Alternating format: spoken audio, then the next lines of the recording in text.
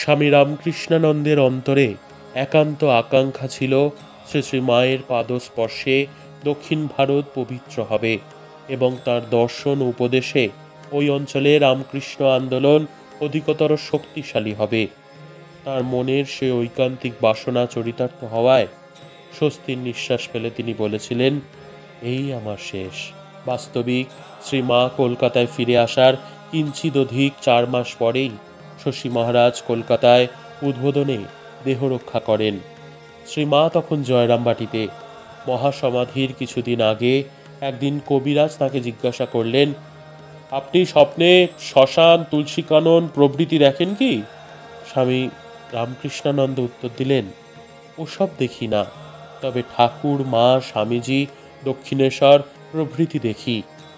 শরীর ত্যাগের 2-3 দিন আগে একদিন সকালে তিনি হঠাৎ ব্যস্ত সমস্তভাবে সেবককে বললেন, ঠাকুর, মা, স্বামীজি এসেছেন, আসন পেতে দে। প্রথমে সেবক কিছুই বুঝতে পারেন না। পরে শশী মহারাজ আবার তাকে আদেশ করলে সেবক সে আদেশ পালন করলেন। সেবক দেখলেন শশী মহারাজ কোন অদৃশ্য দৃশ্যের দিকে পলকহীন চোখে চেয়ে 3 বার প্রণাম করলেন এবং প্রণমান্তে বললেন, তাঁরা চলে গেছেন। এই সময় শ্রী মাকে দেখার জন্য তিনি অত্যন্ত ব্যাকুল হয়েছিলেন। তাই স্বামী ধীরানন্দ শ্রী মাকে আনতে জয়রামবাটি যান, কিন্তু শ্রী মা আসতে চাননি। মাত্র কিছুদিন আগে তার এই সন্তান তার যে আপ্রাণ সেবা করেছিলেন, সেই স্মৃতির সঙ্গে তার এই প্রাণঘাতী পীড়ার খবর তাকে নিয়ত যন্ত্রণা বিক্ষত করছিল।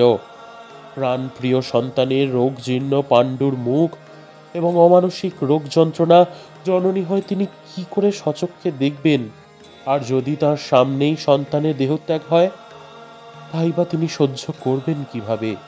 তাছাড়া উদ্বোধনের মতো স্বল্প পরিসর বাড়িতে তার ও তার সঙ্গের লোকজনের উপস্থিতি রোগীর অসুবিধারই সৃষ্টি করবে। এসব অনেক ভেবে শ্রী মা স্বামী ধীরানন্দকে বুঝিয়ে ফিরিয়ে দিয়েছিলেন।